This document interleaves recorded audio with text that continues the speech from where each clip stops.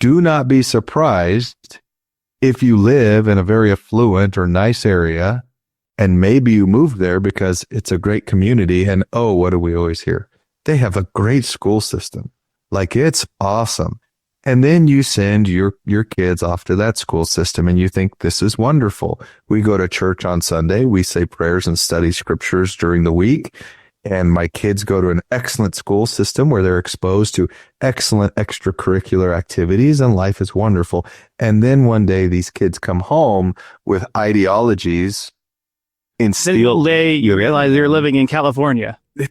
I mean, there's a good population we're trying to reach in California. I'm not going to go that far, but the point I'm trying to make here, and this is probably a bad example because I know it triggers you in a way that I shouldn't have triggered, but the point I'm trying to make here is the world establishes institutions, albeit many times with best of intent from their perspective.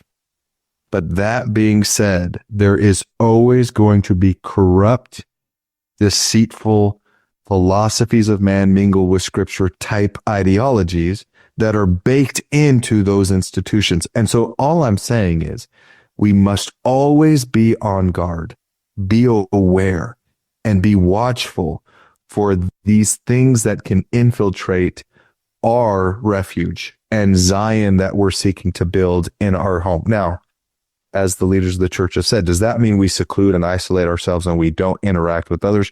No, I'm certainly not saying that. I'm certainly not. But what it does mean is that we need to be anxiously engaged. We need to be anxiously aware of and always paying attention. We need to be watchmen on the tower and the first, second, third line of defense in our lives for any and all aspects of everything coming and going. Like, it is our responsibility. Like, we have to be those sheepdogs that protect the herd from the wolves that are constantly circling the flock. You know, they're constantly circling the herd that we're protecting, because everything in this world is corrupted already. It's a fallen world. Everything is already fallen and corrupt. It's just a matter of time until it becomes obvious, you know? And so we have to ensure that we are building Zion in our homes and using what the Lord has given us to build Zion in his kingdom, to build up his kingdom through the Church of Jesus Christ. Like, that's what we have to be focused on. Building Zion. Hopefully that added something from chapter or section 10 there, but I thought I liked it. I liked it. Good. We got to be the sheepdogs. It's always good. Hey, it's low hanging fruit to talk about Babylon and its institutions. So I'm always for it. I was reading me some President Benson just the other day. Oh man, we could do several podcasts on one of his talks.